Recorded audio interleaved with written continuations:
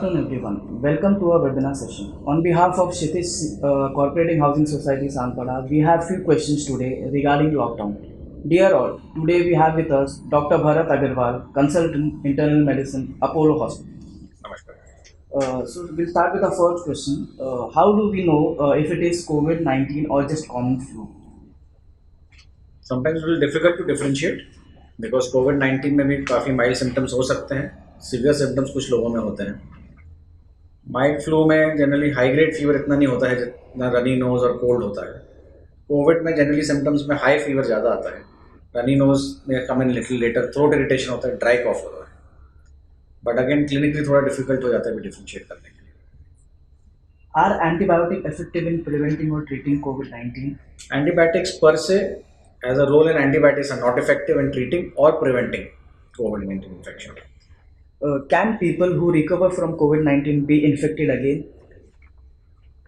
Unlikely, because body antibodies banata hai against the COVID virus. Few case reports have been reported, but again they are far and few. Nothing generally is not likely to happen. Are pregnant women and senior citizens more susceptible to COVID-19?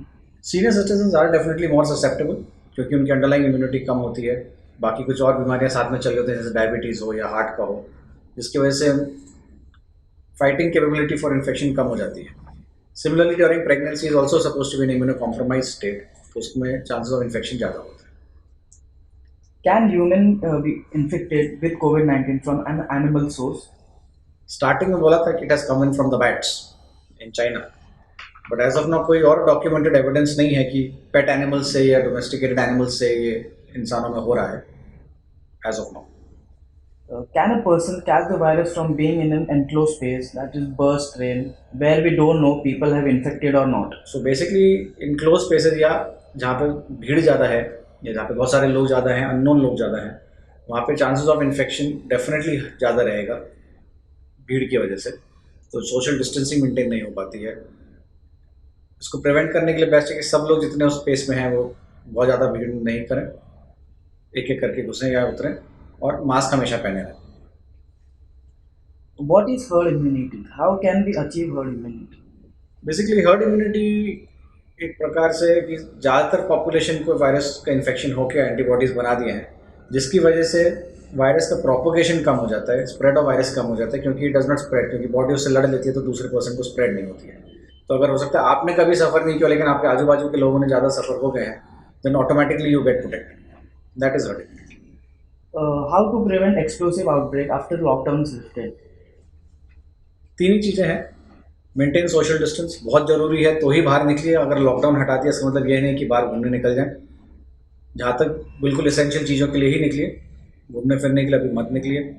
Avoid क्राउडिंग्स, जब भी निकले तो mask पहन के निकलें, distancing maintain करके रखें, भीड़ भड़ाका नहीं करें, और बाहर निकल के कचरा नहीं करें, थूकें नहीं, एंड हैंड वॉशिंग हमेशा करें। घर पहुंचने के बाद तुरंत नहा लें।